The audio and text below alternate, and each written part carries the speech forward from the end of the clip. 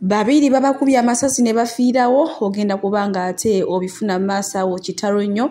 Tamale Mirundi Junior bambi naye si birungi n'akamu ebya taata we obulwadde embeera mbi nnyo nnyini ddala. Bobi Wine naye bamuyisaamu eggaali akatambi ogenda kubanga okafuna maasawo. Dr. Kulthum n'akiraamu bannange nabyo bikaabiza ddala amaziga. Mugamba mutya mwasibye mutya abantu bange, kansuubire nti muli bulungi ba mikwano ng'enkola yaffe. Mbasaba vidiyo no mugimpere like era saba gwe wenna atanaba kusubscribinga wano ku Sylvia News Extra nti mukwano subscribinga era onyigene mu notification bell lemesibwanga byonna byemba nteekayo wano ku Sylvia News Extra. Nenyongera okusabira mmwe mwenna abalwadde abakosefu tisaba ekisa kya Mukama ate kibatuukeko ba mikwano. BF Suma Herbal Research Clinic banono nga bajjanjabisa ddagala lya butonde era nga bajjanjaba obulwadde bwonna munnanga ate bakubireko ku namba zaabwe z'essimu weeziryawo ku screen weefunire ebisinga era nga bakola ne delivery mu nsi yonna gy'obeera oli. So munnange toddeyo n'olwala ebirwadde bitategeerekeka ng'ate aba BF Suma weebali. Munnange sigenda kuliisa era nga nkutandise ne sisita waffe Sister Junior oba Tamale Mirundi Junior. Munnange avuddemu amaziga amayitirivu nnyo eri taata we, agambye bambi taata we ali mu ICU era ng'amazeemu weeks emu n'ekitundu. Bambi agambye asabyemu mwenna abamwagala abaasanyusa abakolera olugambo ate era nga gwe wenna oyagala taata we bambi abadde asaba mwegattire wamu ate musobole okuteeka taata we mu ssala nti yes taata we abantu abasinga balowooza muntu mubi bw'avuma abantu naye ate bambi naye lyessanyu lye kale byebiri mu sayidi ezeyo. Bwe nkongerayo ewa Dr. Kulthum ne Akiramu ow'eriiso ate mulowooza Akiramu teyadduse mu Uganda nsonga ki emuddusiza? Munnange yagenda neyesimbawo okuba president n'atusuubiza nno 2026 naye agenda kubeerako ku bagenda okwesimbawo naye maama kirabika ate ensonga zagenda bubi nnyo nnyini ddala nga wengenda omubatuusaako wano ate mu audio ng'atunnyonnyolera. Munnange bwenjogera ssaabazo Dr. Kulthum takyalina musajja takyalina mwami. Naona akawulire kendabye bakafulumye leero akiraga mbuoyiseemu tugenda kudda olwagenze kuwanemu nate wayise buyise naye nga mu mazima olaba oba gwenanze njagala weeteeke mu bigere byange obulamu bwempiseemu nga okusoomoozebwa kwonna kwempiseemu okuvumibwa okutiisibwatiisibwa kwempiseemu naddala okuva olwo navayo ntingana kwesimbawo ku bukulembeze bw'eggwanga okuva Rwanda banga mpoze positi ewolezemu okundaba ku kitimba era nze kimmazeemu nnyo amaanyi kubanga twere twesunze okuwa obululu badde ogenda kukumba bukuku kati nze manyi byempiseemu Justino kati obukulembeze bw'eggwanga obusuddewo osobola okuzanyira ku kintu kyonna naye si ntebe y'eggwanga. Wali osaagamu busaali bakulya ne bw'oba munyeera bakulya kati teriyo omuntu ayinza kusaaga ng'ayagala kwesimba ku ntebe y'eggwanga abeera siriyasi kati ki ekyakutuukako era bakutwala ng'oli siriyasi. Ki ekyakutuukako n'obivaako? Certain things are better off air, just know that. Kati omukyala omulese agenda kujja kulabengako oba kati togenda kudda? Omukyala wange asobola okujjawo nawe ayagala. She can see me anytime, anywhere. Tabeerangako na buzibu okujja kutambula oba oli Germany oba oli America oba oli luddawa as long as omwami we gwaliyo so she can come anywhere but I had to save my life first.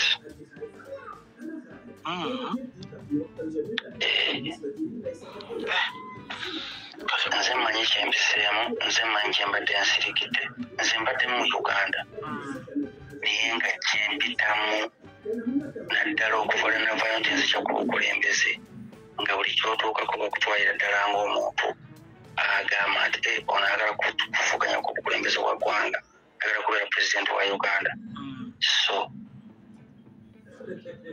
baba bakutwala ng'omuntu andikira yalinze obadde otise wagala kutta naye nga kutunulira nnyo ebyo naye natunulira famire yange kutakiteeka matika nange okumanya nti am safe first. Kati bwe natuuse mazima certain decisions I have to take. Kati oli wakumalayo ebbanga ki? Oba paka ogenda beerayo paka? That will be up to me and my wife. How safe I will feel. Omukyala yabadde safe nakyo okusigalayo. Mulimu ebintu ebizibu okusalawo. But ebiseera ebisinga buli mbeera family musalawo what is best for both of you. Kati bwe kibanga obulamu tebuli safe in Uganda, lwaki mbasi relocating, lwaki mbasi tambula. Ekirowoozo wakifunyeyo oba mwava eno nga mukiteesezaako? Bwe ntuuka wano eno ngenda okutunulira wano eno ne bannayuganda bwe bosisinkanya b'emitima emirungi bakugamba nti nange kino kyekikola osobola okukola kino osobola okukola kino eno. So this is a very huge economy. About Sassy, you can relocate very well. No businesses so on. Kati omukyala wakimuyitiddemu yasose feeling yabadde etya? Mukyala wange is always supporting me. Embeera yo ya bunkenke nnyo nnyini ddala ate ewa Dr. Kuruthumu munnange ne bba waffe Akiramu ow'eriiso era nga wenjogeera yadduse mu Uganda ate ye akakasa agamba ayinza obutaddira ddala nti kuba munnange yagenda ne yeeripa ku kifo okwegamba nga kyo si kyabatiitiizi eky'obwa pulezidenti omanyi yavaayo awo n'ebipande n'abikubisa naye munnange ne tumuzaamu amaanyi tino tugenda kulonda ne naye ate tebyamugendedde bulungi gaata amawulire ag'ennaka agaliwo munnange ye musirikale wa UPDF ono nno nga yakubiddwa amasasi olunaku lw'ejjo agamutiddewo awo mu junction ye Buddo kale bami katongera okusabira famire ye egume ate munaye n'omwoyo gwe omukama agulamuze ekisa amusaasire amusonyiwe byonna ebyamusobako amuwe ekitangaala eky'olubeerera kimwakire bambi atebenkere emirembe kubanga abadde ku mulimu gwe ng'ayina famire bannange gwe tuli bwenkwongerayo era amawulire ag'ennaka agaliwo munnange omuvubuka Freeman yayimba n'akayimba ne Winnie nga akagamba nti nkusaba kwata essimu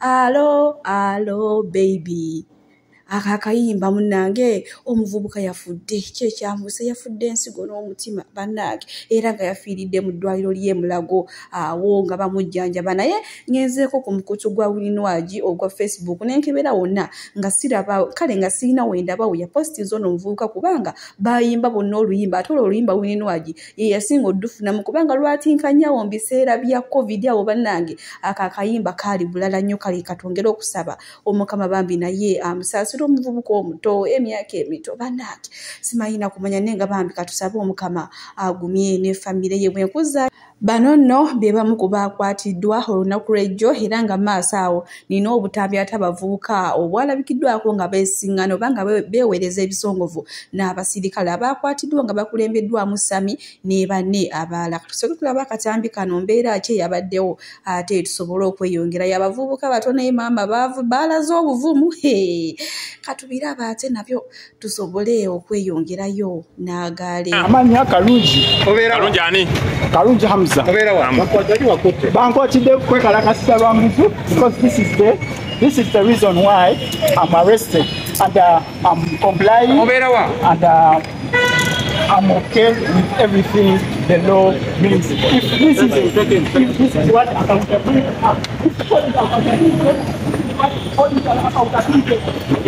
it's okay.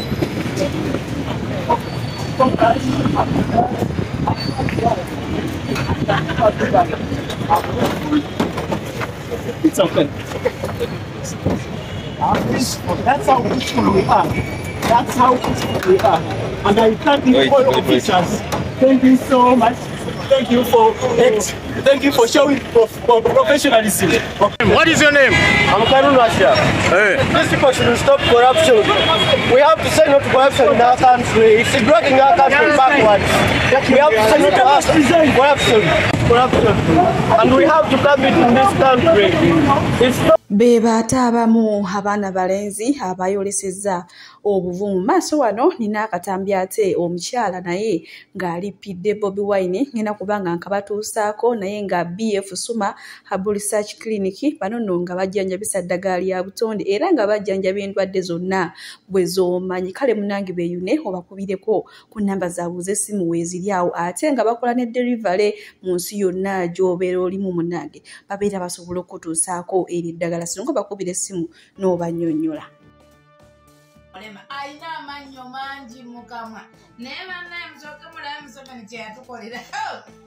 Ddaba ennyama tulya sowaani nnamba kati nze nzije ku Museveni mazima nzirewa kale sisobola muvaako banna. Ddaba ennyama aboogera ku Museveni eno mwagiryanga buyidi ate ng'eno gye mugabana.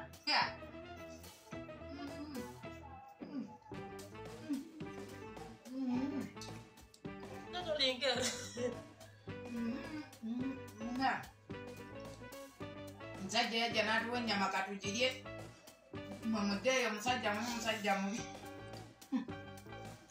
nga we tulya.